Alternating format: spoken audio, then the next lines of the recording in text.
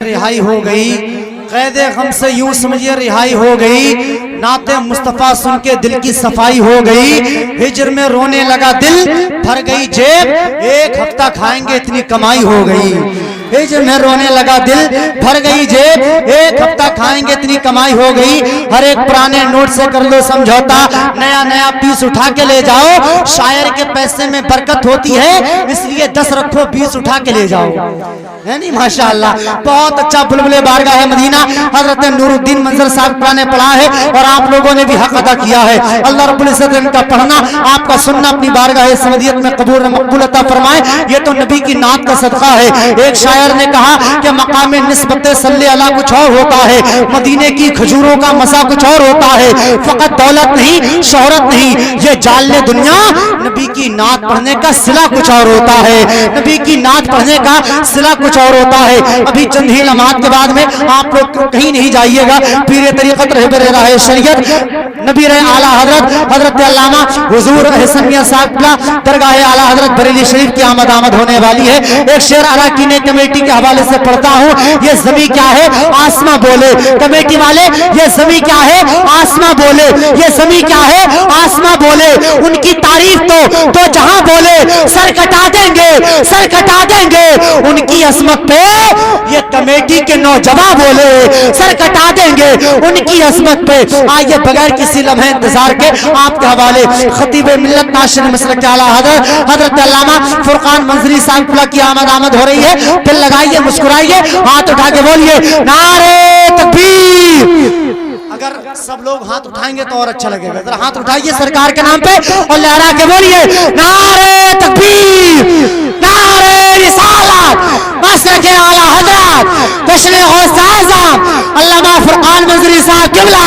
नारे तकबीर, नारे रिसालत। हम जुल्म तशद्दुद से, हम जुल्म तशद्दुद से ज़मीं पाक करेंगे, हम जुल्म तशद्दुद से ज़मीं पाक करेंगे। दुश्मन के इरादों को तहे खाक करेंगे। तुम जंग के मैदान में, तुम जंग के मैदान में तलवार संभालो, हम जंग के मैदान में मिसबाक करेंगे।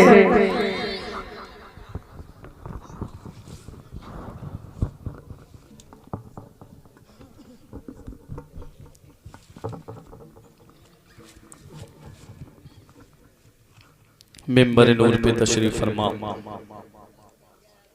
शायर इस्लाम मद्दाही खैरुल अनाम भाई नूरुद्दीन मंजर साहिब क़िबला, वही नक़ीब अहले सुन्नत मौलाना मुमताज़ बरकाती साहिब क़िबला, मेरे करम फरमा हज़रत हाफिज़ इमरान साहिब क़िबला, हाफिज़ फ़िरोज़ साहिब क़िबला, जमी अरबाब मिंबर, मुअज़्ज़ज़ सामिन इकराम, इस्लामी रिश्ते की माँ और बहनों, अस्सलामु अलैकुम व रहमतुल्लाहि व बरकातुहू। नहमदुका या अल्लाह वस्सलातु वस्सलामु अलैका या रसूल अल्लाह, अम्मा बअद फ़अऊज़ु बिल्लाहि मिनश शैतानिर रजीम, बिस्मिल्लाहिर रहमानिर रहीम। अला बिज़िक्रिल्लाहि तत्मइन्नुल क़ुलूब, आमन्तु बिल्लाह, सदक़ल्लाहुल अज़ीम व सदक़ रसूलुहुन नबियुल अमीनुल करीम व नहनु अला ज़ालिका लमिनश शाहिदीन व शाकिरीन वल्हम्दुलिल्लाहि रब्बिल आलमीन। बंदे परवरदिगारम उम्मते खैरुल वरा, दोस्त दारे चार यारम अहले बैते मुस्तफ़ा, दाना ताबे हर वली पासबाए गौसना, मज़हबे हनफिया दारम मसलके अहमद रज़ा। हमारे दीन की हक़ानियत के दोनों शाहिद हैं, मोइनुद्दीन अजमेरी, मुहियुद्दीन जीलानी।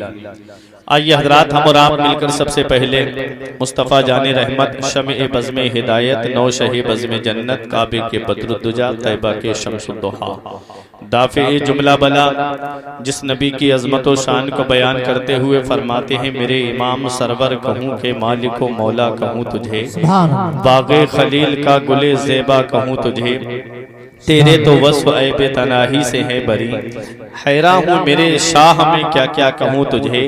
आखिर रज़ा ने ख़त्म सुखन इस पे कर दिया, खालिक का बंदा खल्क का आका कहूँ तुझे। तमाम लोग मोहब्बत व अक़ीदत के साथ दुरूद पाक पढ़ें। अल्लाहुम्मा सल्ली अला सय्यिदना व मौलाना मुहम्मदिन व बारिक व सल्लिम, सलातम व सलामन अलैका या रसूल अल्लाह सल्लल्लाहु तआला अलैहि वसल्लम। मेरा चेहरा आप हजरात के लिए कोई नया नहीं है, बल्कि सिर्फ फन बदल गया है। हर साल इस जलसे में हाजिरी होती है और सभी लोग मुझे पहचानते हैं। और अभी तो जब मैं क़याम गाह पे पहुंचा, आराम गाह पे, तो वहां बुजुर्ग कह रहे थे शायद अब की पनुआ वाले नहीं आए। वो मुझसे ही कह रहे थे, मैं भी आया हूँ अल्हम्दुलिल्लाह। बस थोड़ी देर सुकून का माहौल बना ले। मुझे पता है ये राघोपुर की सरजमीन है, यहाँ पर अल्हम्दुलिल्लाह जितने उलमाए किराम आते हैं, शोराए इज़ाम आते हैं, सबको मोहब्बतों से नवाजते हैं और सबको अपनी दुआओं से नवाजते हैं। बस सुकून के साथ बैठे रहें। मेरे बाद अभी 2 लोग और समात करने हैं, फिर उसके बाद सलात व सलाम हो जाएगा। बहुत अच्छे अशार नकीब अहले सुन्नत मुमताज बरकाती साहिब किबला से आपने समात किए। घिरे हैं बलाओं में हम गौसे आजम, घिरे हैं बलाओं में हम गौसे आजम, करम गौसे आजम, करम गौसे आजम, करम गौसे आजम, करम गौसे आजम। और बुला लो हमें अपने दर पे, बुला लो, बुला लो हमें अपने दर पे, बुला लो कि यादों से है आंख नम गौसे आजम। और बनाया है दीवाना अपना मुझे तो, बनाया है दीवाना अपना मुझे तो, वहां पर भी रखना भरम गौसे आजम। बनाया है दीवाना अपना मुझे तो, सरे हश्र रखना भरम गौसे आजम। और तुम्हारी ही निस्बत के सदके जहां में, तुम्हारी ही निस्बत के सदके जहां में, है पहुंचे बुलंदी पे हम गौसे आजम, है पहुंचे बुलंदी पे हम गौसे आजम। रखी जैसे इज्जत है मेरी यहाँ पर, रखी जैसे इज्जत है मेरी यहाँ पर, वहां पर भी रखना भरम गौसे आजम, वहां पर भी रखना भरम गौसे आजम। और मेरा इमाम फरमाता है शुक्र के जोश में जो है वो तुझे क्या जाने, शुक्र के जोश में जो है वो तुझे क्या जाने। खिज्र के होश से पूछे कोई रुतबा तेरा, और वरफाना लका जिक्र कहे साया तुझ पर, जिक्र ऊंचा है तेरा बोल है बाला तेरा। और तू घटाए से किसी के ना घटा है ना घटे, जब बढ़ाए तुझे अल्लाह ताला तेरा, जब बढ़ाए तुझे अल्लाह ताला तेरा। और मिट गए मिटते हैं मिट जाएंगे दुश्मन तेरे, न मिटा है न मिटेगा कभी चर्चा तेरा, न मिटा है न मिटेगा कभी चर्चा तेरा। मोहब्बत से दुरूद पाक पढ़ें। अल्लाहुम्मा सल्ली अला सय्यदिना व मौलाना मुहम्मदिन व बारिक वसल्लिम, सलातुम व सलामन अलैका या रसूल अल्लाह सल्लल्लाहु ताला अलैहि वसल्लम। अब थोड़ी सी देर खामोशी वाला माहौल बनाइए और चंद मिनट की गुफ्तगू आप हज़रात समात कीजिए। एक शेर सुनो, पूरी तकरीर उसी शेर पे मैं करूंगा। ना दौलत से, ना दुनिया से, ना घर आबाद करने से, ना दौलत से, ना दुनिया से, ना घर आबाद करने से, तसल्ली दिल को मिलती है खुदा को याद करने से, तसल्ली दिल को मिलती है खुदा को याद करने से। आज का दौर बड़ा तरक्की याफ्ता दौर है। आज के दौर में दौलत की कसरत है, आज के दौर में पैसे की कसरत है। अब से जरा 40-50 साल पीछे आप पलट करके चलें, आज सड़कें आपको पक्की नजर आती हैं। अब हमारे जो बुजुर्ग बैठे हैं इनसे पूछें, पहले सड़कें पक्की नहीं थी बल्कि कच्ची सड़कें थी। लोग कीचड़ को पार करके बाजार और शहर की तरफ जाया करते थे। आज आपको हर तरफ पक्की सड़कें नजर आएंगी। पहले अगर किसी के घर में पलंग बन जाता था तो पूरा गांव देखने के लिए आता था। आज मैं 50,000 का फर्नीचर अपने घर में बनवा लूं तब भी कोई देखने नहीं आता। पहले कोई एक मोटरसाइकिल राजदूत खरीद करके ले आता तो पूरा गांव पास पड़ोस के लोग भी देखने आते थे कि फला के घर में मोटरसाइकिल आई है, चलो देखें। आज मैं 3.5 लाख का बुलेट खरीद के ले आऊं तब भी मेरे घर कोई देखने नहीं आता। क्यों? क्योंकि पैसे की कसरत है, दौलत की कसरत है, पैसे की फरावानी है। हजरात, पैसा आ गया, दौलत आ गई, लेकिन सुकून नहीं मिला। पैसा है लेकिन सुकून नहीं है, दौलत है लेकिन सुकून नहीं है, पैसा है मगर आराम नहीं है, वक्ती खुशी है इंसान के पास में लेकिन सच्चा सुकून नहीं है। वक्ती खुशी जैसे शादी हुई, डीजे बजा लिए, नाच लिए, नाच गाना कर लिया, बस वक्ती तौर पे खुशी मना ली, ये खुशी है वक्ती तौर पे। उसके बाद ऐसी खामोशी है, ऐसा सन्नाटा है कि कई दिन तक खुशी का चेहरा नसीब नहीं होता, हज़रात चेहरा देखना नसीब नहीं होता। अब मैं बताना ये चाह रहा हूं, आज दौलत है, पैसा है, बेहतरीन बिल्डिंगें बनी है, नरम नरम गद्दों पे इंसान सोता है, लेकिन फिर भी नींद नहीं आती। दौलत है लेकिन सुकून नहीं है। किसी ने कहा सुकून उसके पास है जिसके पास पैसा है, सुकून उसके पास है जिसके पास में दौलत है। शहर के सबसे बड़े अमीर से पूछा, तेरी अमीरी का चर्चा है, तेरी रईसी का चर्चा है, तेरे अकाउंट दौलत से भरे हुए हैं, तेरे जगह जगह प्लाट पड़े हुए हैं, तू बेहतरीन बिल्डिंग में रहता है, क्या तू सुकून में है? उसने कहा मौलाना जब तक दौलत नहीं आई थी इसे पाने के लिए परेशान था, जब से दौलत आई है यही डर लगा रहता है कहीं मेरी दौलत खत्म ना हो जाए, कहीं मेरा पैसा चला ना जाए, कहीं मेरी दौलत को कोई चुरा के ना ले जाए। दरवाजे पे चौकीदार लगा दिए हैं, दरवाजे पे गार्ड लगा दिए हैं, और कहता है कि जब तक नींद की गोली नहीं लेता हूं तब तक सुकून की नींद नहीं आती। पता चला दौलत में सुकून नहीं। किसी ने कहा सुकून उसके पास है जिसके पास में जवान औलाद है। एक ऐसे बुजुर्ग से बात की जिसके 3-3 बेटे जवान थे, बताओ तुम्हारी जवान औलाद है क्या सुकून में हो? उसने कहा मौलाना जब तक औलाद नहीं थी मजारों की खाक छान दी थी, आस्थानों की खाक छान दी थी, कोई पीर नहीं छोड़ा जिससे औलाद के लिए दुआ ना कराई, कोई आलिम नहीं छोड़ा जिससे औलाद के लिए दुआ ना कराई। और जब से मेरी औलाद जवान हुई है और जब से ये मोबाइल चला है तो अब तो मेरी औलाद खून में लगी रहती है। कभी कभी इस औलाद की वजह से बदनामी की दहलीज तक पहुंच जाता हूं। पता चला औलाद में सुकून नहीं। किसी ने कहा सुकून उसके पास है जिसके पास में कुर्सी है, जिसके पास में पावर है, जो हुकूमत की कुर्सी पे बैठा है। शहर के सबसे बड़े लीडर से पूछा, तेरे पास में पावर है, इक्तिदार है, तू हुकूमत की कुर्सी पे बैठा है, बता क्या तू सुकून में है? उसने कहा जब तक कुर्सी नहीं आई थी इसे पाने के लिए परेशान था, और जब से कुर्सी आई है इसे बचाने के लिए परेशान हूं। कहीं 5 साल के बाद कोई और इस कुर्सी पे ना बैठ जाए, कहीं ये कुर्सी 5 साल के बाद किसी और के पास ना चली जाए। पता चला दौलत में सुकून नहीं, पता चला इक्तिदार में सुकून नहीं, पता चला पावर में सुकून नहीं, पता चला औलाद में सुकून नहीं, पता चला हुकूमत की कुर्सी पे सुकून नहीं। तो ऐ राघोपुर के जिंदा दिल मुसलमानों, सुकून है कहां? तो आओ कुरान से पूछते हैं। हर चीज का बयान कुरान के अंदर मौजूद है, हर चीज का जिक्र कुरान के अंदर मौजूद है। हमने कुरान से कहा, ए कुरान तू बता, औलाद में सुकून नहीं मिला, दौलत में सुकून नहीं मिला, पावर में सुकून नहीं मिला, पैसे में सुकून नहीं मिला, नरम नरम गद्दों पे सुकून नहीं मिला, और अपनी बेहतरीन बिल्डिंगों में रहने के बावजूद सुकून नहीं मिला। ए कुरान तू बता सुकून है कहां? तो कुरान जवाब देता है, अला कान खोल के सुन लो, दौलत में सुकून नहीं, पावर में सुकून नहीं, इक्तिदार में सुकून नहीं, हुकूमत की कुर्सी पे सुकून नहीं, बेज़िक्रिल्लाही तत्मइन्नुल कुलूब। कान खोल के सुन लो, दिलों को चैन मिलता है तो अल्लाह के जिक्र से मिलता है, दिलों को आराम मिलता है तो अल्लाह के जिक्र से मिलता है। ना दौलत से, ना दुनिया से, ना घर आबाद करने से, ना दौलत से, ना दुनिया से, ना घर आबाद करने से तसल्ली दिल को मिलती है खुदा को याद करने से। नारे तकबीर, नारे रिसालत, मसलक आला हजरत जश्न गौसे आज़म अल्लामा फुरकान मजरी साहब किबला, मुसलमान राघोपुर अराकीन कमेटी, माशाअल्लाह सुभान। दिलों को चैन अल्लाह के जिक्र से मिलता है, दिलों को आराम अल्लाह के जिक्र से मिलता है, दिलों को राहत अल्लाह के जिक्र से मिलती है। हजरात बहुत गौर से सुनिएगा, एक भी जुमला मिस नहीं होना चाहिए, पूरा मफहूम आपके जहन से निकल जाएगा। दिलों को चैन अल्लाह के जिक्र से मिलता है, लेकिन मिलता क्यों है? आज अपना अपना इलाज करके जाओ इस जलसे से। इंसान को अल्लाह ने पैदा किया है तो 2 चीजों से मुरक्कब किया है, एक है जिस्म और एक है रूह।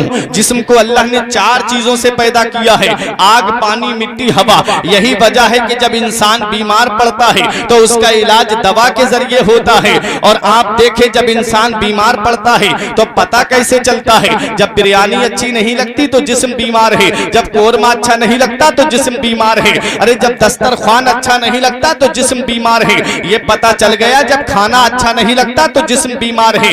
जिस्म बीमार होता है है तो इलाज दवा से होता है। बड़े से बड़े डॉक्टर से आप पूछ ले, चाहे MBBS हो चाहे सर्जन हो, कोई भी डॉक्टर हो, वो बताएगा कोई भी दवा हो उसके अंदर डायरेक्ट या इनडायरेक्ट, बिला वास्ता या बिल वास्ता, इन चार चीजों में से कोई ना कोई चीज मिली हुई जरूर होगी, तभी इंसान के जिस्म का इलाज हो सकता है। चाहे उसके अंदर पानी मिला हो, चाहे उसके अंदर हवा की आमेजिश हो, चाहे उसके अंदर आग की आमेजिश हो, चाहे उस दवा के अंदर मिट्टी की आमेजिश हो, जब तक इन चार चीजों में से कोई ना कोई चीज मिलेगी नहीं तब तक इंसान का इलाज नहीं हो सकता। हजरात, ये पता चल गया जिस्म बीमार होता है तो इलाज दवा से हो जाता है, और जिस्म जब बीमार होता है तो पता कैसे चलता है? जब खाना अच्छा नहीं लगता तो जिस्म बीमार है, और जब रूह बीमार होती है तो उसका पता कैसे चलता है? अब आप कहोगे मौलाना कैसी बात कर रहे हैं, एक वजूद है और उसमें दो चीजें बीमार पड़ रही हैं, जिस्म अलग बीमार हो रहा है, रूह अलग बीमार हो रही है। हाँ राघोपुर वालों, अपनी दिल की तख्ती पे लिख करके ले जाओ,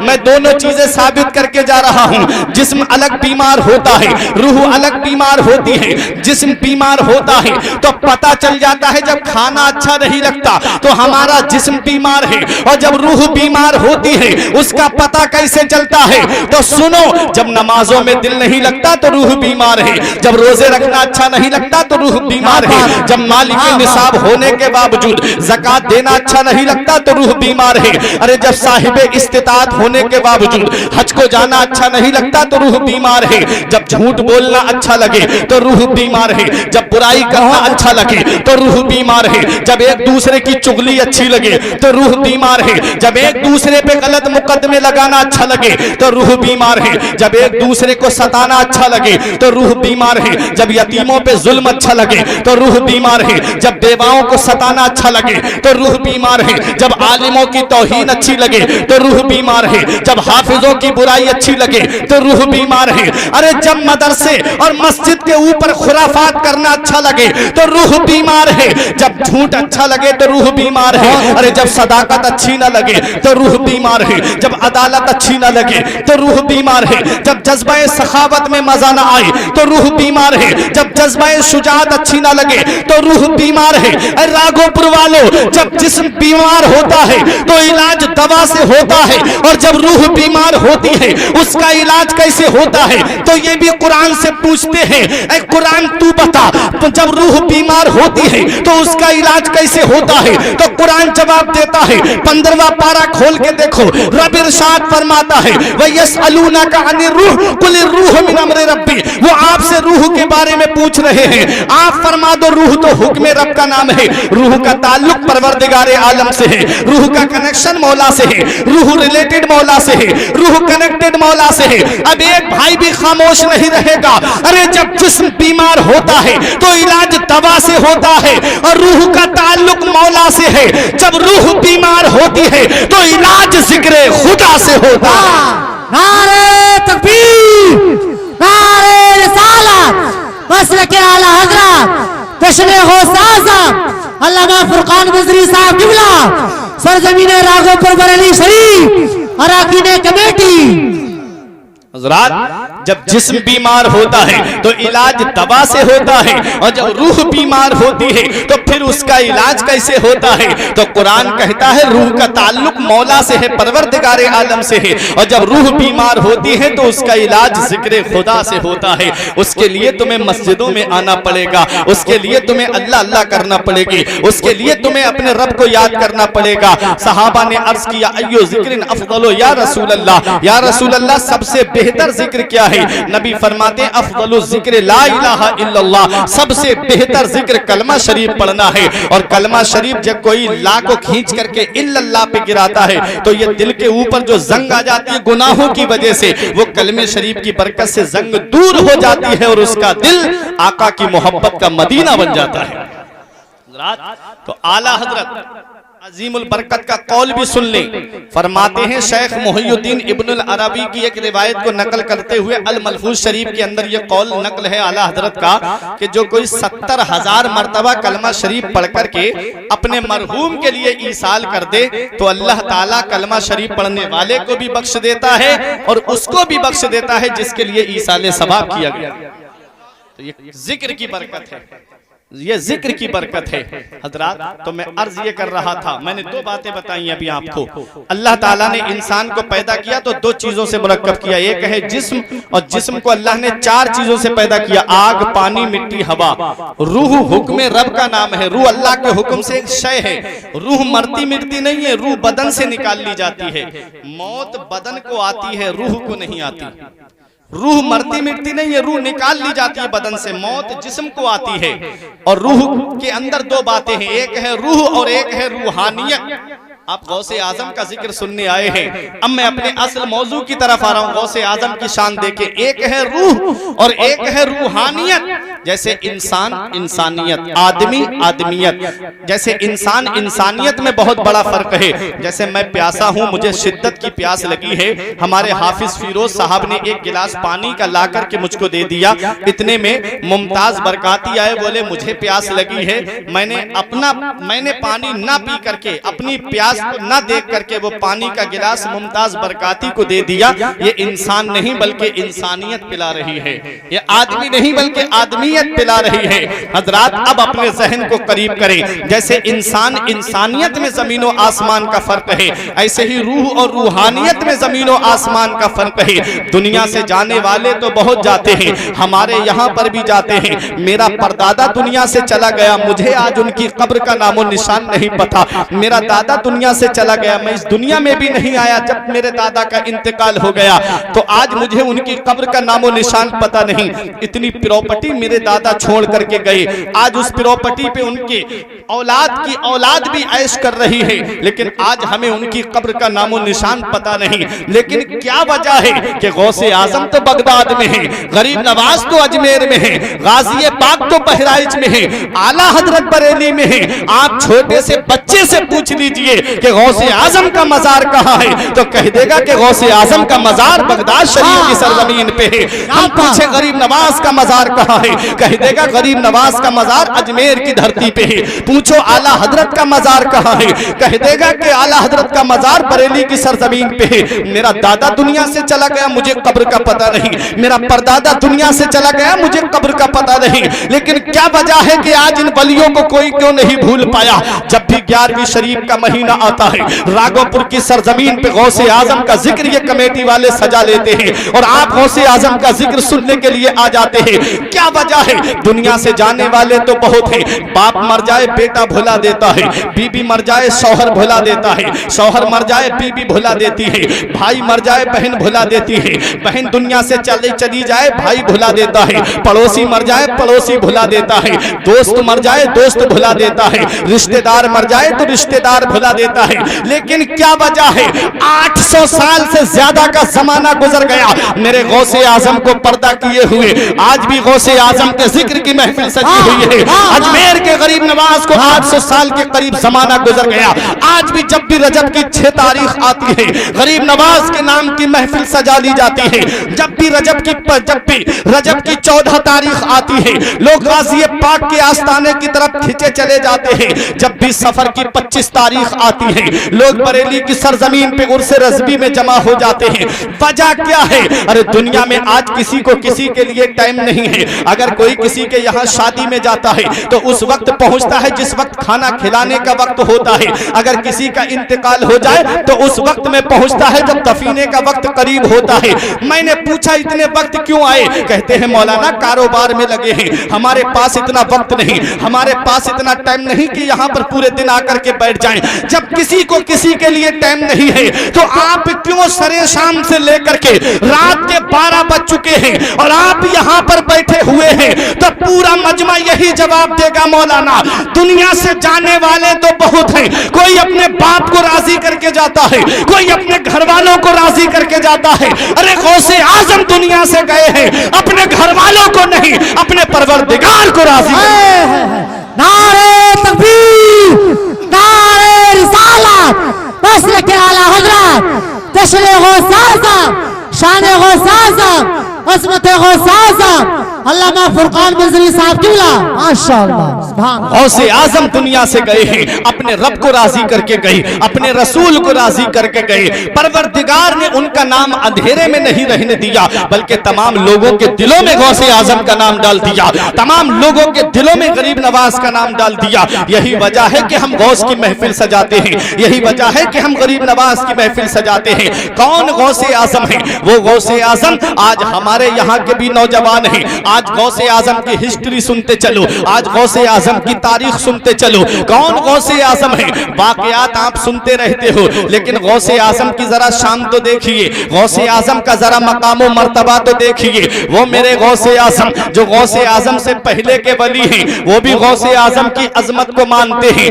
वो भी गौसे आजम की अजमत को तस्लीम करते हैं। आओ मैं आपको एक बात सुना दूं, गौसे आजम किसके मुकल्लिद थे? गौसे आजम इमाम अहमद इब्ने हम्बल के मसलक के मुकल्लिद थे, और इमाम अहमद इब्ने हम्बल खुद गौसे आजम के ख्वाब में तशरीफ लाए और आकर के कहा, अब्दुल कादिर तुम्हारे लाखों मुरीद हैं और तुम देख रहे हो कि हमारा मसलक जो है वो डूबता जा रहा है। और मदीने वाले मुस्तफ़ा का मंशा ये है, मदीने वाले मुस्तफ़ा का इरादा ये है कि क़यामत तक चारों मसलक जारी और सारी रहे, इसलिए ऐसा करो तुम हमारा मसलक अपना लो। हजरात, ये गौसे आजम रज़ी अल्लाह ताला अन्हु हैं। आप इमाम अहमद इब्ने हम्बल का मसलक अपना लेते हैं। और कौन इमाम अहमद इब्ने हम्बल है? ये वो इमाम अहमद इब्ने हम्बल हैं। तारीख बताती है कि 241 हिजरी में इमाम अहमद इब्ने हम्बल का विसाल हुआ है। कितने? 241 हिजरी में। और 230 साल के बाद में इमाम अहमद इब्ने हम्बल की कब्र खुल जाती है। पानी आया, नदी का पानी आया, और आने की वजह से कब्र के करीब मिट्टी कटते करते वो कब्र खुल जाती है। किसकी? इमाम अहमद इब्ने हम्बल की। शरीयत के 4 इमाम हैं। एक इमाम का नाम इमाम आजम अबू हनीफा है, एक इमाम इमाम शाफई है, एक इमाम इमाम मालिक है, और चौथे इमाम इमाम अहमद इब्ने हम्बल हैं। हम जिस इमाम की पैरवी करते हैं मसाइल में, शरीयत में, वो हजरत इमाम आजम अबू हनीफा हैं। और गौसे आजम जिस इमाम के मुकल्लिद थे, उस इमाम का नाम इमाम अहमद इब्ने हम्बल है। आप इमाम अहमद इब्ने हम्बल की शान सुन लो, फिर गौसे आजम का मकाम मर्तबा देखना कि इमाम अहमद इब्ने हम्बल ने गौसे आजम के बारे में क्या कहा है। इमाम अहमद इब्ने हम्बल ने 241 हिजरी में इस दुनिया से पर्दा किया, और 230 साल के बाद में इमाम अहमद इब्ने हम्बल की कब्र खुल जाती है। कितने? 230 साल के बाद में कब्र खुली। और जब कब्र खुली तो हजारों लोगों ने देखा,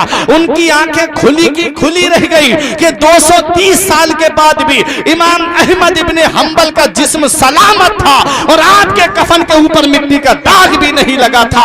जमीन मैली नहीं होती, ज़मन मैला नहीं होता, जमीन मैली नहीं होती, ज़मन मैला नहीं होता, मोहम्मद के गुलामों का कफन मैला नहीं होता। नारे तकबीर, नारे रिसालत, मसलक आला हजरत, अज़मत औलिया किराम, शान औलिया किराम। बहुत अच्छे मंजरी साहब, माशाअल्लाह। इमाम अहमद इब्ने हम्बल है। 230 साल के बाद कब्र खुली, जिस्म सलामत, कब्र में जिस्म सलामत। और इमाम अहमद इब्ने हम्बल के जिस्म मुबारक को लोगों ने देखा सलामत, कफन भी सलामत, कफन पे दाग तक नहीं। हजरात, 230 और 241 जब मिलाया जाता है तो ये बनता है 471, और 471 हिजरी ही में गौसे आजम रजी अल्लाह ताला अन्हु इस दुनिया में तशरीफ। तारीख देखे, 241 में इमाम अहमद इब्ने हम्बल ने पर्दा किया। 230 साल के बाद आपकी कब्र खुली, और कब्र खुली 241 और 230 मिलाए तो होते हैं 271, 471। और 471 हिजरी में हुजूर सैयदना गौसे आजम रजी अल्लाह ताला अन्हु कस्बा जीलान के मोहल्ला नीफ में पैदा हुए। ये है गौसे आजम। इमाम अहमद इब्ने हम्बल की कब्र के अंदर जब लोगों ने देखा तो इमाम अहमद इब्ने हम्बल का जिस्म सलामत, और लोग देख करके कहने लगे कि जब इमाम अहमद इब्ने हम्बल की ये शान है तो मदीने वाले मुस्तफा की शान का आलम क्या होगा। आला हजरत पुकार के कहते हैं, तू जिंदा है वल्लाह, तू जिंदा है वल्लाह, मेरी चश्मे आलम से छुप जाने वाले। और इमाम अहमद इब्ने हम्बल कौन है? आज कितनी आवाजें उठती हैं। इमाम अहमद इब्ने हम्बल के दौर में भी आवाज उठी थी, और उस दौर का जो फिरका था उस फिरके को मुअतज़िला फिरका कहा जाता है। और उस फिरके ने यह कहा था कि कुरान मखलूक है, जैसे इंसान मखलूक है, जैसे इंसान मखलूक है ऐसे ही कुरान भी मखलूक है। मखलूक बमाना पैदा किया हुआ, और कुल्लो मखलूकिन हादिस, और हर मखलूक हर पैदा की हुई चीज मिटने वाली है। उन्होंने इस वक्त ये आवाज उठाई थी उस फिरके ने कि कुरान हादिस है, कुरान मिटने वाला है। तो उस वक्त इमाम अहमद इब्ने हंबल खड़े हुए थे और आवाज लगाई थी, लोगों कुरान अल्लाह का कलाम है, गैर मखलूक है। कुरान अल्लाह का कलाम है, मिटने वाला नहीं है। हजरात गिरामी, उस वक्त जो उस फिरके की पुष्ट पनाही कर रही थी, उस वक्त वहां की हुकूमत कर रही थी, जैसे आज नबी की जात पे हमला हो रहा है, और जैसे आज मेरे नबी की नामूस पे हमला हो रहा है, जैसे आज मेरे नबी की शान में गुस्ताखियां की जा रही हैं, और हुकूमत उनकी पुष्ट पनाही कर रही है, हुकूमत उनको सपोर्ट दे रही है। ऐसे ही उस वक्त में भी हुकूमत सपोर्ट दे रही थी, और वो फिरका बहुत तेजी के साथ ये बातें जहन में डाल रहा था। अगर बच्चों को पढ़ाया जा रहा था मदरसे में तो जहन में ये डाला जा रहा था कि साथ साथ ये भी पढ़ाना कि कुरान मिटने वाली चीज है, कुरान मखलूक है, कुरान मिट जाएगा। उस वक्त अल्लाह तबारक व तआला ने इमाम अहमद इब्ने हंबल को पैदा किया, और इमाम अहमद इब्ने हंबल ने उस फिरके का ऐसा जवाब दिया कि इमाम अहमद इब्ने हंबल ने कहा, ए लोगों सुनो, कुरान अल्लाह का कलाम है, गैर मखलूक है, मिटने वाला नहीं है। इमाम अहमद इब्ने हंबल को गिरफ्तार कर लिया जाता है और जेल के अंदर डाल दिया जाता है, हाथों में हथकड़ी और पांव में पेड़ी डाल करके। इमाम अहमद इब्ने हंबल की शान सुनो, दरवाजे पे नौकर लगा दिए, चौकीदार लगा दिए, सिपाही लगा दिए कि इमाम अहमद इब्ने हंबल जेल से बाहर न जाने पाए। लेकिन उनको क्या पता, फानूस बन के जिसकी हिफाजत हवा करे वो शम्मा क्या बुझे जिसे रोशन खुदा करे। नूर हक इस्लाम है, उसको बुझा सकता है कौन, जिसका हामी हो खुदा उसको मिटा सकता है कौन। इमाम अहमद इब्ने हंबल को जब जेल के अंदर डाला गया तो तारीख बताती है, इमाम अहमद इब्ने हंबल जब चाहते जेल से बाहर निकल आते और बगदाद के चौराहे पे मिंबर बिछा करके लोगों को तकरीर सुनाया करते थे। ए लोगों सुनो, कुरान अल्लाह का कलाम है, गैर मखलूक है, ये मिटने वाला नहीं है। बादशाह पूछता सिपाहियों से, अरे तुम किसकी रखवाली कर रहे हो? कहा इमाम अहमद इब्ने हंबल की। जब जेल के अंदर देखा जाता तो वहां भी इमाम अहमद इब्ने हंबल बैठे हुए नजर आते और बगदाद के चौराहे पे लोगों को कुरान के बारे में समझाते हुए भी इमाम अहमद इब्ने हंबल नजर आते। ये अल्लाह वालों की शान है, ये अल्लाह वालों का मकाम है। जैसे अल्लाह रूहानियत अता फरमाता है उसकी शान अलग होती है, जैसे अल्लाह रूहानियत देता है उसका मकाम और मर्तबा अलग होता है। सुनो, यही इमाम अहमद इब्ने हंबल है। इमाम अहमद इब्ने हंबल को बाजार में लाया गया, आपने हक की तरफ से आवाज बुलंद की थी, आपने कहा था कुरान अल्लाह का कलाम है, मिटने वाला नहीं है।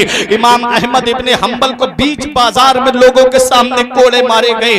पहला कोड़ा मारा, कुर्ता उतार दिया जिस्म से, सिर्फ पैजामा पहने हुए थे इमाम अहमद इब्ने हंबल। और आपके जब एक कोड़ा पड़ा तो आपने पढ़ा बिस्मिल्लाहिर्रहमानिर्रहीम। दूसरा कोड़ा पड़ा, आपने कलमा शरीफ पढ़ा। तीसरे कोड़े पे आपने कहा हमें कोई मुसीबत नहीं पहुंचती अल्लाह की तरफ से, वो हमारे हाथों की करतूत होती है। जब चौथा कोड़ा पड़ा तो आपने कहा कुरान अल्लाह का कलाम है, गैर मखलूक है। हर कोड़े पे आप कहते थे कुरान अल्लाह का कलाम है, गैर मखलूक है। 32 या 27 कोड़े इमाम अहमद इब्ने हंबल के जिस्म पर मारे गए। और जब आखिरी कोड़ा जिस्म पे मारा जा रहा था तो वो आपके पैजामे के कमरबंद पे लग गया, जिसकी वजह से कमरबंद टूट गया और करीब था कि आपका पैजामा नीचे आ जाता। इमाम अहमद इब्ने हंबल का पावर देखो। इमाम अहमद इब्ने हंबल हाथ दुआ के लिए उठाते हैं, मौला मैंने तेरे बंदों को कयामत में रुसवा होने से बचाया है, ए मेरे मौला मुझे लोगों के सामने रुसवाई से बचा ले, मौला मेरा पैजामा नीचे उतरने न पाए। इमाम अहमद इब्ने हंबल ने दुआ की। तारीख बताती है कि इमाम अहमद इब्ने हंबल का पैजामा ऊपर की जानिब बढ़ने लगा और ऐसे कमर से चिपक गया जैसे आज फेविकोल से कोई चीज चिपका दी जाती है। पता चला जो रब की रजा के लिए कदम उठाता है, जो रब की रजा के लिए आवाज बुलंद करता है, जो हक के लिए आवाज उठाता है, परवरदिगारे आलम उसको रुसवा नहीं होने देता है, उसका मर्तबा दुनिया में भी बढ़ा देता है, उसकी शान कयामत में भी। नारे तकबीर, नारे रिसालत, मसलक आला हजरत, जश्न गौस आज़म, शान गौस आज़म, अंजुमन उलमा ताजुल शरिया, अरकान कमेटी, सरजमीन राघोपुर बरेली शरीफ, अल्लामा फुरकान मंजरी साहब किबला, माशाअल्लाह। ये गौसे आजम की शान में बताने जा रहा हूं। देखे इमाम अहमद इब्ने हंबल शरीयत के चौथे इमाम हैं। आपका पैजामा कमर से ऐसे चिपक गया जैसे आज कोई चीज फेविकोल से जोड़ दी जाती है। इमाम अहमद इब्ने हंबल ने कुरान के लिए आवाज बुलंद की। आज नबी के नामूस पे हमला होता है, बड़े बड़े लोग खानकाहों में खामोश बैठे हैं, कोई आवाज बुलंद नहीं करता। जो आवाज बुलंद करता है उसकी पुष्ट पनाही भी कोई करता हुआ नजर नहीं आता। ये हक वालों की पहचान थी प्यारे मुसलमानों। आज भी अल्हम्दुलिल्लाह हक वाले हैं, अगर वो अपनी आवाज बुलंद कर दे, आज भी वो अगर अपनी खानकाहों से निकल करके आ जाए तो आज भी हुकूमत को अपना रास्ता बदलना पड़ जाएगा। प्यारे मुसलमानों, मैं अर्ज ये कर रहा था इमाम अहमद इब्ने हंबल। अब गौसे आजम की शान सुनो। इमाम अहमद इब्ने हंबल रजी अल्लाह ताला अन्हु 241 हिजरी में पर्दा करते हैं और 471 हिजरी में गौसे आजम इस दुनिया में तशरीफ लाते हैं। अब गौसे आजम का मकाम सुनो। गौसे आजम के मुरीद और खलीफा हैं हजरत शेख अली बिन हेती। वो कहते हैं कि गौसे आजम ने एक दिन हमसे कहा, चलो बगदाद के कब्रिस्तान में हाजिरी देने चलते हैं। ये कब्रों पे हाजिरी देना ये आला हजरत का तरीका नहीं है, बल्कि ये तरीका तो मदीने वाले मुस्तफा का है। मेरे आका शुहदाए उहुद के मजार पे हाजिरी देने के लिए गए थे। गौसे आजम कहते हैं चलो बगदाद के कब्रिस्तान में हाजिरी देने चलते हैं कब्रों पर। जब आप इमाम अहमद इब्ने हंबल की कब्र पे पहुंचे, इमाम अहमद इब्ने हंबल की कब्र पे आपने सलाम किया और सलाम करने के बाद कुछ देर वजीफा पढ़ते रहे। उसके बाद इमाम गौसे आजम रजी अल्लाह ताला अन्हु के लिए इमाम अहमद इब्ने हंबल अपनी कब्र से बाहर निकल के आए। कहो सुभान अल्लाह। गौसे आजम के लिए अपनी कब्र से बाहर निकल के आए, गौसे आजम को सीने से लगाया और उसके बाद कहते हैं या अब्दुल कादिर जीलानी इन्नी अफ्तकिरु फी इल्मी शरीयत व तरीकत वल हाल। मेरे गौसे आजम से कहते हैं हे अब्दुल कादिर जीलानी, इल्मे शरीयत में, इल्मे तरीकत में और इल्मे हाल में मेरे जैसा इमाम भी तुम्हारा मोहताज नजर आता है। ये गौसे आजम की शान है। मेरा इमाम पुकार के कहता है शुक्र के जोश में जो है वो तुझे क्या जाने। ऐ मेरे गौसे आजम, शुक्र के जोश में जो है वो तुझे क्या जाने। खिज़र के होश से पूछे कोई रुतबा तेरा और बड़ा फाना लगा। जिक्र का है साया तुझ पर, जिक्र ऊंचा है तेरा, बोल है बाला तेरा। नारे तकबीर, नारे रिसालत, मसलक आला हजरत शार इस्लाम ज़ीशान कादरी साहब किबला, शार इस्लाम ज़ीशान कादरी साहब किबला। नारे तकबीर, नारे रिसालत, मसलक आला हजरत जश्न गौस आज़म। माशाअल्लाह। रात तो गौसे आजम की शान देखें। शायर ज़ीशान कादरी साहब किबला तशरीफ ला चुके। मेरे बाद इन्हीं को समाप्त करना है, बहुत अच्छी आवाज है। अब सुने गौसे आजम का मकाम, गौसे आजम की अजमत व शान। इतना बड़ा इमाम कहता है ऐ गौसे आजम, इल्मे शरीयत और तरीकत और हाल में मेरे जैसा इमाम भी तुम्हारा मोहताज है।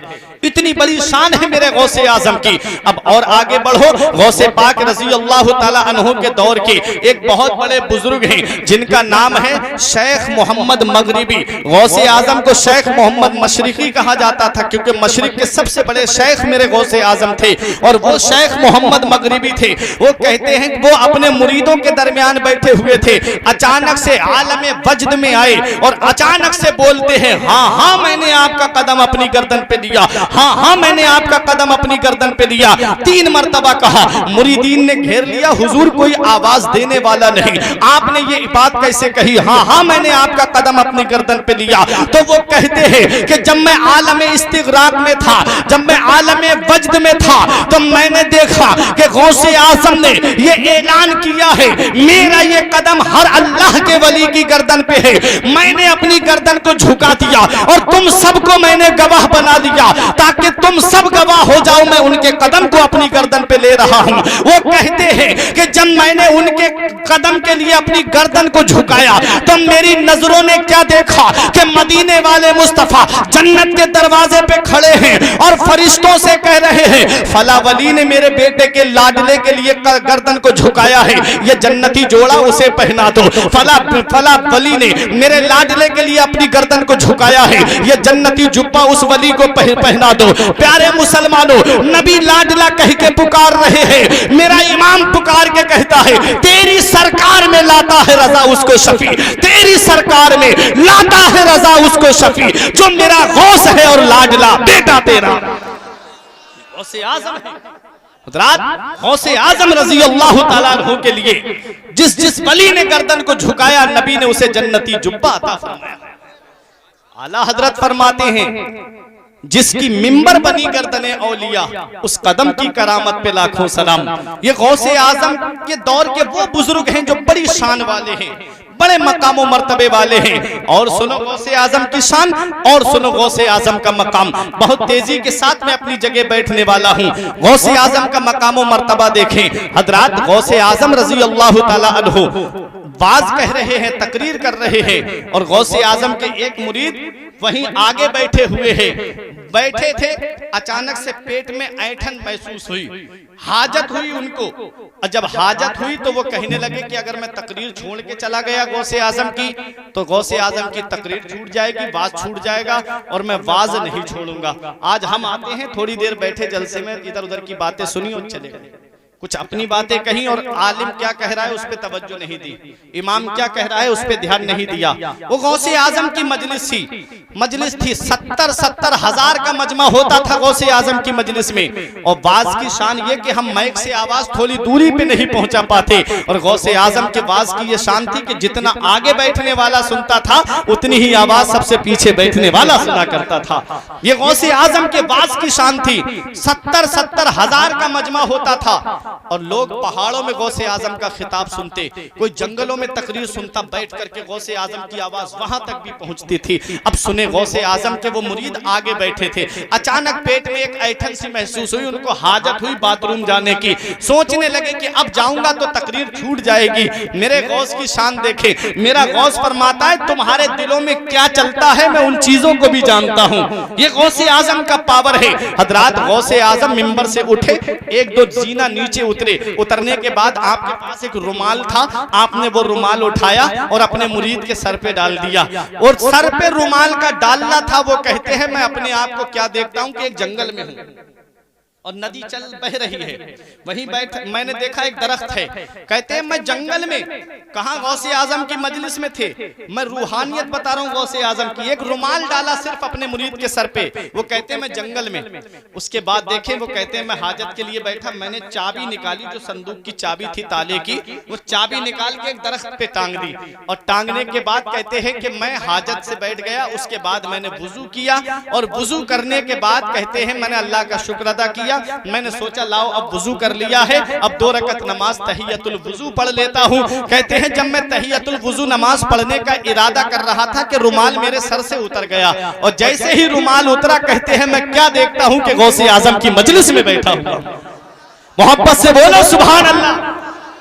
कहते हैं मैं गौसे आजम की मजलिस में बैठा हूं और जिस जुमले पे गौसे आजम ने मेरे सर पे रुमाल डाला था, कहते हैं मैंने देखा और कानों से सुना कि गौसे आजम वही तकरीर कर रहे थे जो मैंने बैठ करके सुनी थी, वही जुमला गौसे आजम बोल रहे थे। अब कहते हैं कि मैं बात सुन करके अपने घर गया और जब घर गया तो मैंने ताला खोलने के लिए चाबी ढूंढी तो चाबी मेरे पास रही थी। चाबी तो वो वही भूल चुके थे, वो भूले नहीं थे बल्कि जानबूझ के मेरे गौसे आजम ने चाबी छुड़वाई थी ताकि ये ना समझे, ताकि ये ना जान ले कि ये बात ख्वाब में मैंने की है। ये ख्वाब नहीं था बल्कि गौसे आजम ने हकीकत में जंगल में पहुंचा दिया था। ये गौसे आजम है। वो कहते हैं कई दिन के बाद जब मुझे सफर के लिए जाना पड़ा, सुने 15 दिन 14 दिन 14 या 15 दिन कहते पैदल चला। पैदल चलने के बाद मैं वहां पहुंचा तो वही जंगल था। 14 दिन के बाद उस जंगल में पैदल चल के पहुंचा।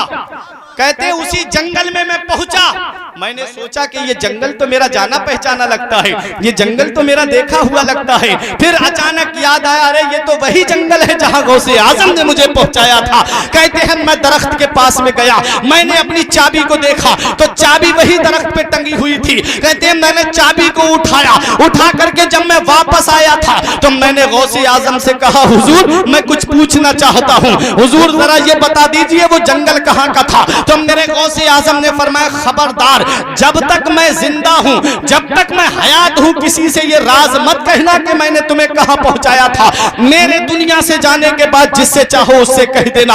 ऐ प्यारे मुसलमानों, रागोपुर वालों सुनो, ये मेरे गौसे आजम का पावर है, ये मेरे गौसे आजम की शान है कि एक पल में अपने मुरीद को जंगल में पहुंचा सकते हैं। तो वही मेरे गौसे आजम फरमाते हैं, मैं वहां हूं जहां सूरज निकलता है, मुझसे मोहब्बत करने वाला वहां हूं जहां सूरज डूबता है। वो अब्दुल कादिर को पुकारता है तो अब्दुल कादिर वहीं से बैठे बैठे अपने मुरीद की मदद कर दिया करता है।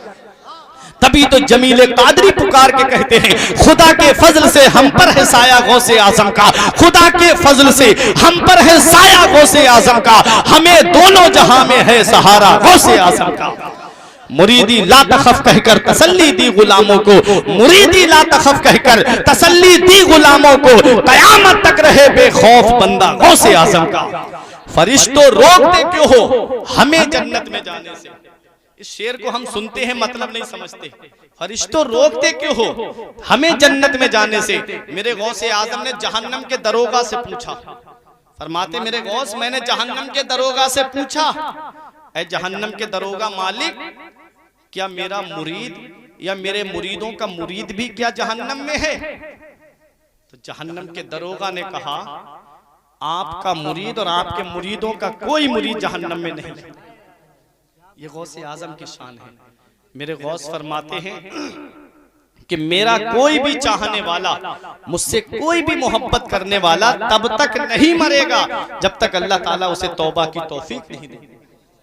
इसीलिए हम फख्र से कहते हैं, फरिश्तों रोकते क्यों हो हमें जन्नत में जाने से। ये देखो हाथ में दामन है किसका, गौसे आजम का। ये देखो हाथ में दामन है किसका, गौसे आजम का। हजरात तो ये मेरे गौसे आजम रजी अल्लाह ताला अन्हु हैं। गौसे आजम को इतना बड़ा मकाम मिला कैसे, गौसे आजम को इतनी बड़ी शान मिली कैसे, गौसे आजम को इतना बड़ा मर्तबा मिला कैसे, गौसे आजम को इतना बड़ा मकाम उज़्मा हासिल कैसे हुआ। तो खुद मेरे गौस फरमाते हैं, दरस्तुल इल्म हत्ता सिरतु कुतबा, मैंने इल्म हासिल किया अल्लाह ने मुझे कुतुब बना दिया।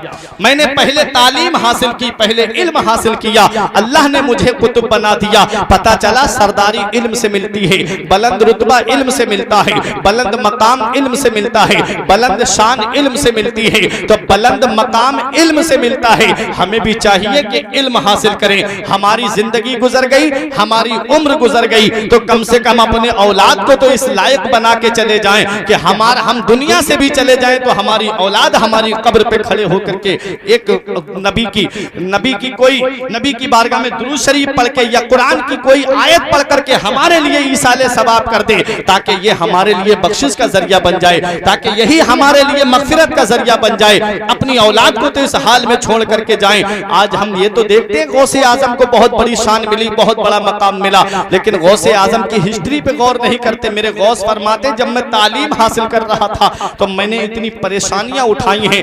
दरख्तों के पत्ते खा खा करके मैंने गुजारा किया है, दरख्तों की छाले खा खा करके मैंने गुजारा किया है। मेरे गौस फरमाते हैं कि मैंने दौरान तालिब इल्मी बड़ी परेशानियों का सामना किया है, और 25 साल तो मेरे गौस ने मुजाहिदा के दौर में इस हाल में गुजारे हैं कि मेरे गौसे आजम रजी अल्लाह ताला अन्हु फरमाते, न मैं किसी को पहचानता था न कोई मुझे पहचानता था।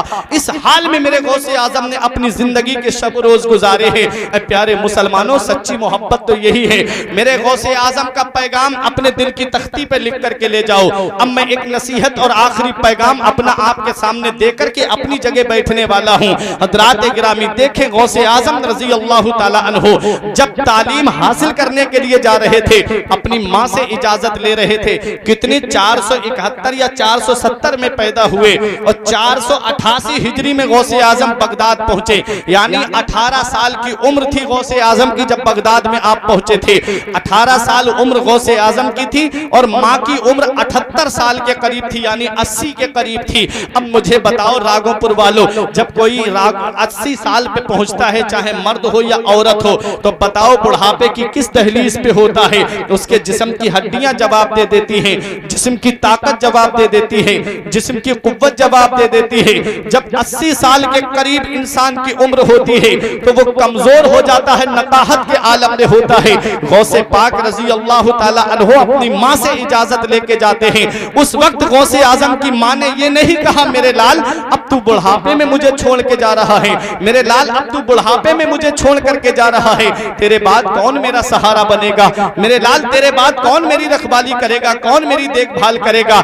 ये नहीं कहा मेरे गौस की वालिदा ने, बल्कि ये फरमाया मेरे लाल अगर तू किसी और काम के लिए जाता तो तुझे नहीं जाने देती, तू जा रहा है तो इल्मे दीन हासिल करने के लिए जा रहा है, तू जा रहा है तो नाना की शरीयत को हासिल करने जा रहा है, इसलिए मैं तुझे रोक भी नहीं सकती। बुढ़ापे की आड़ नहीं बनाया अपने बेटे अब्दुल कादिर को, बुढ़ापे की वजह से नहीं रोका अपने बेटे अब्दुल कादिर को, और इल्मे दीन हासिल करने के लिए जाने दिया। माँ ने ये नहीं कहा बेटा मेरे एहसान तूने भुला दिए, माँ ने ये नहीं कहा मेरे लाल तूने मेरी सारी कुर्बानियां फरामोश कर दी, क्योंकि माँ के इतने एहसान है औलाद के ऊपर।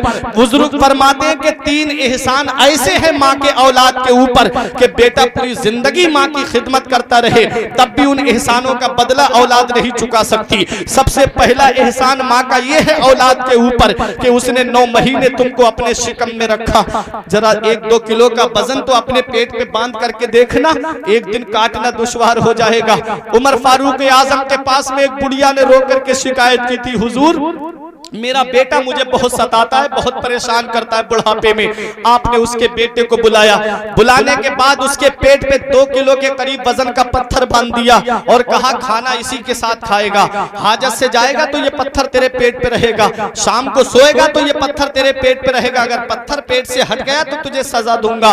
एक रात काटना दुश्वार हो गया, रो के कहता है उमर फारूक आजम से दूसरे दिन आके हुजूर ये पत्थर हटा दीजिए। उमर फारूक आजम ने वो पत्थर हटाया, थोड़ा और वजन बढ़ा दिया और उस पत्थर को बांध के कहा खबरदार अगर ये पत्थर तेरे पेट से हट गया तो तुझे सजा दूंगा। रात को सोया तो पत्थर की वजह से सांस दबने लगी, रो के माँ से कहता है अम्मी मैं तेरे हाथ जोड़ता हूँ, तू चल के उमर फारूक आजम से कह दे कि वो ये पत्थर मेरे पेट से हटा दे। उमर फारूक आजम के पास बूढ़ी औरत आई, कहती है हुजूर मेरे बेटे के पेट से ये पत्थर हटा दीजिए, मैंने अपने बेटे को माफ कर दिया, आप भी माफ कर दीजिए। उमर फारूक आजम ने पत्थर हटाते वक्त कहा था अरे नादान तूने कैसे अपनी माँ की कुर्बानियों को फरामोश कर दिया, तू 2-3 किलो का वजन नहीं उठा करके एक रात नहीं काट पाया। जरा सोच तेरी माँ ने तुझे 9 महीने अपने शिकम में रखा था, तेरी माँ ने कैसे अपनी रातों को गुजारा होगा, तेरी माँ ने कैसे अपनी रातों को काटा होगा, कैसे घर में खाना बनाया होगा, कैसे पूरे घर के कपड़े धोए होंगे, कैसे घर की साफ सफाई की होगी। आज औलाद के पास थोड़ा सा पैसा क्या आ जाए, आज औलाद के पास थोड़ा सा रुपया क्या आ जाए, वो माँ बाप की कुर्बानियों को फरामोश कर देते हैं, वो माँ बाप की कुर्बानियों को भूल जाते हैं। अरे तुमने तो आंखें खोली हैं तो बड़े दौलत वाले दौर में खोली है, तुम्हारे माँ बाप के दौर में जरा अब से जरा 40-50 साल पीछे तो पलट के चलो, बड़ा गुर्बत का दौर था प्यारे मुसलमानों।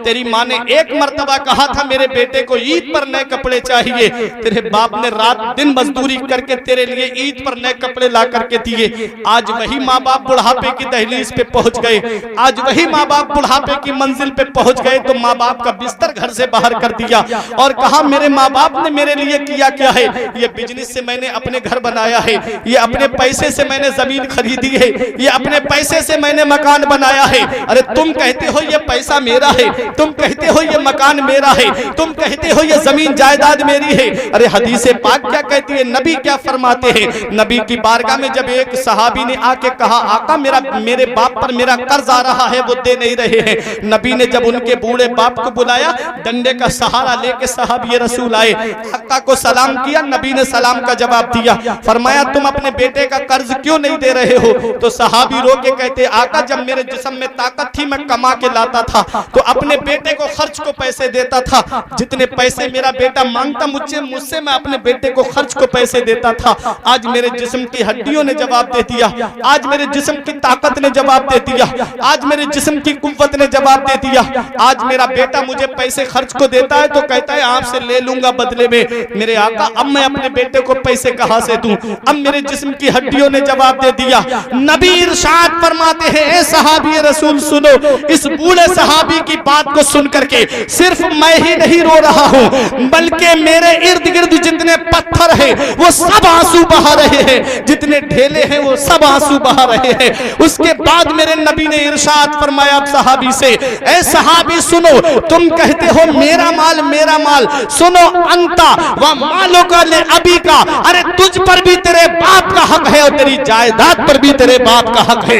बेटा कितना भी कहे ये मकान मेरा है, बेटा कितना भी कहे ये जायदाद मेरी है, बेटा कितना भी कहे ये रुपये पैसे से मैंने अपने इतना बड़ा बिजनेस खड़ा किया है, हदीस पाक कहती है उस बेटे पर भी उसके बाप का हक है और उसकी सारी जायदाद पर भी उसके बाप का हक है। प्यारे मुसलमानों, ये माँ बाप होते हैं, इनकी कुर्बानियों को कैसे फरामोश करोगे, इनकी कुर्बानियों को कैसे भुलाओगे?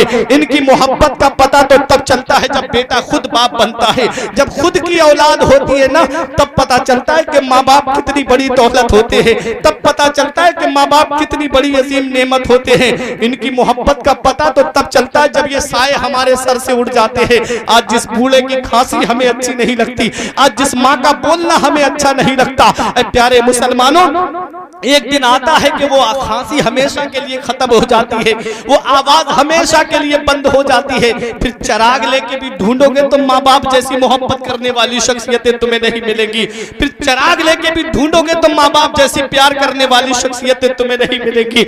हम बताते हैं कि आज जब हम प्रोग्राम करके यहाँ फिरोज साहब, मौलाना अकबर अली साहब, इनसे आप पूछिए कि माँ बाप कितनी बड़ी नेमत होते हैं। आज कभी जलसे करके हम रात के 2 बजे 3 बजे अपने घर पे जाते हैं, बीबी है मोहब्बत का दावा करती है, मुझे अपने शौहर से बड़ी मोहब्बत है, मुझे अपने शौहर से बड़ा प्यार है, लेकिन जब ये सर्दी की रातें आती है ना, कोरे वाली दिसंबर और जनवरी की सर्दी जब पड़ती है, तो ऐसी सर्दी की रातों में जब घर का दरवाजा खटखटाया जाता है तो बीबी की आवाज नहीं आती है, या तो बाप की आवाज आती है या माँ की आवाज आती है कि बेटे अभी दरवाजा खोलते हैं। इन कुर्बानियों को कैसे भुलाओगे?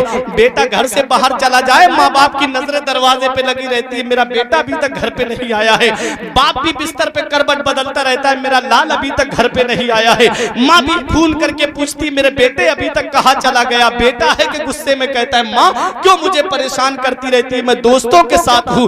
बताओ, आज जिस माँ का फोन तुझे अच्छा नहीं लगता, एक दिन आएगा कि कोई तुझे फोन करके तेरी खैरियत पूछने वाला नहीं होगा।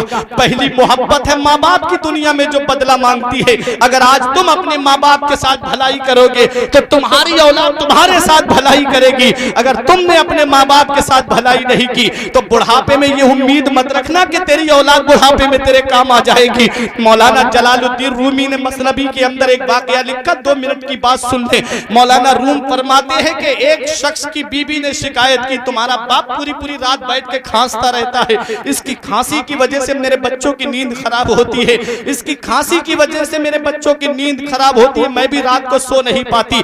ऐसा करो, इनका बिस्तर वहां कर दो जहां जानवर बनते हैं, जानवरों के बंधने की जगह पे बाप का बिस्तर हो रहा है। बताओ, जिसने इतनी प्रॉपर्टी छोड़ी, जिसने इतना बड़ा मकान अपने बेटे को बना करके दिया, आज वही बेटा बाप को घर से बाहर निकाल रहा है और बाप का बिस्तर वहां कर दिया जहां जानवर बनते हैं। और जब चलने लगा, उसका समझदार बेटा था, वो भी साथ में चला और अपने बाप का बिस्तर करके कहता है अब्बा इस पे सोना और ये कंबल ओढ़ लेना जब ठंड लगे।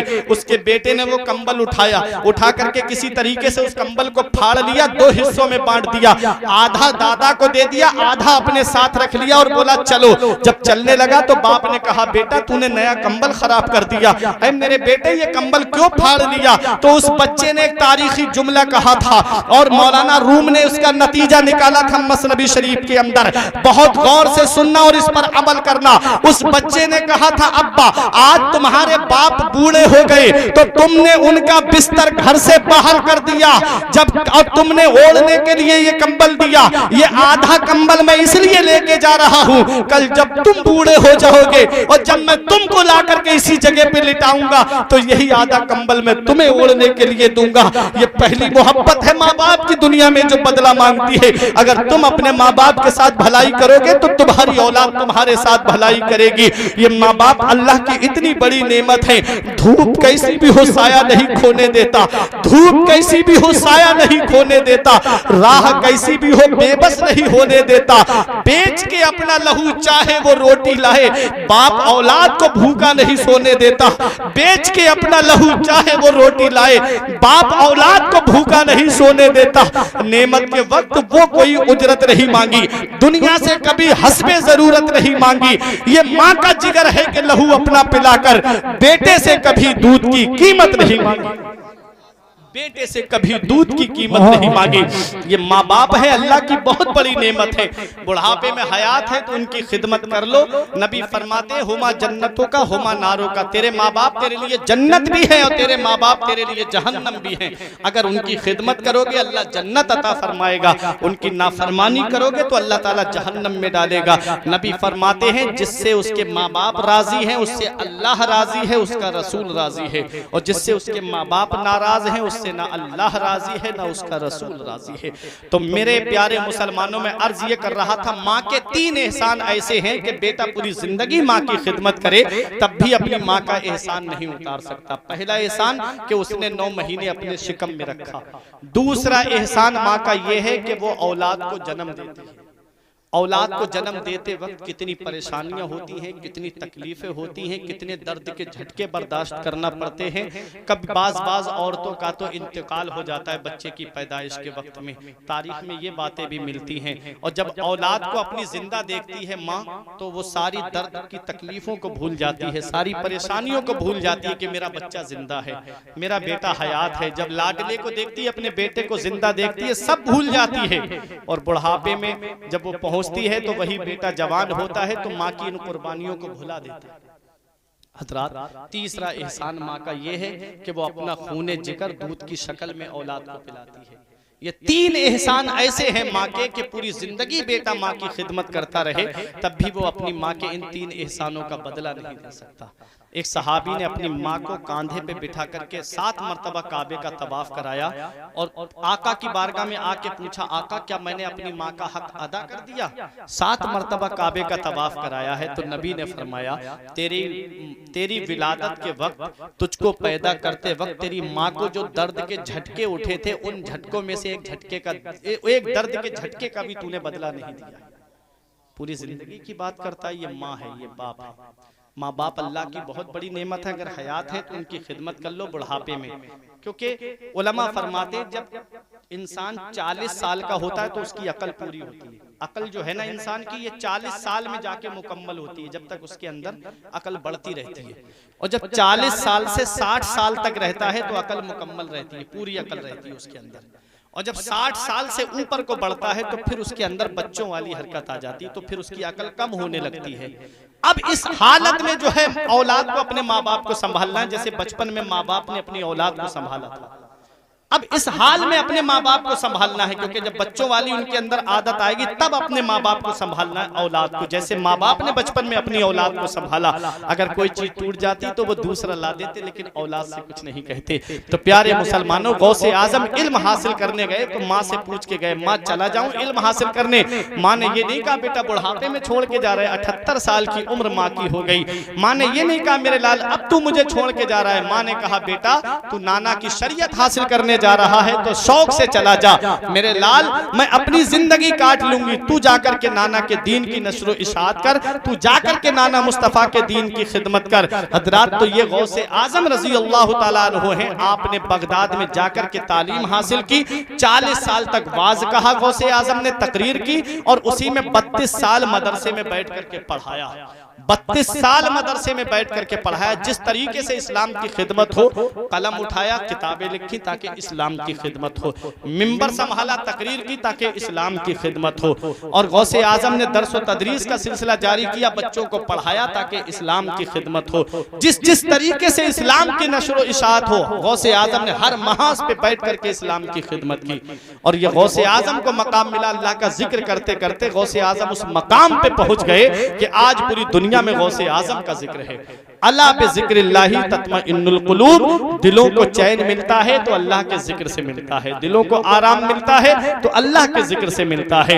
ये जिंदगी सवारिए दिलशाद कीजिए, लम्हात जिंदगी के ना बर्बाद कीजिए। जब मकसद हयात इबादत खुदा की है, पढ़िए नमाज, मस्जिदें आबाद कीजिए। सभी के सामने एक दिन जरूर आता है, ये हुस्न फानी है लेकिन गुरूर आता है। किसी क्रीम से पाउडर से कुछ नहीं होता, नमाज पढ़ने से चेहरे पे नूर आता है, नमाज पढ़ने से चेहरे पे नूर आता है। परवरदिगार आलम की बारगाह में दुआ है, मेरे कुछ अर्ज करने में सबकते लिसानी की वजह से या बतकाज़ाए बशरियत कोई गलती हो गई, मौला मुझे माफ फरमाए। अस्तगफिरुल्लाह रब्बी मिन कुल्ले ज़ंबि व अतूबु इलैह। कलमा तय्यब पढ़े, ला इलाहा इल्लल्लाह मुहम्मदुर रसूलुल्लाह सल्लल्लाहु अलैहि वसल्लम। रही कली तो फूल खिलेंगे, जिंदगी बाकी रही फिर मिलेंगे। अस्सलाम वालेकुम। माशाअल्लाह, गर निगाह रसूल हो जाए, सूखा काटा भी फूल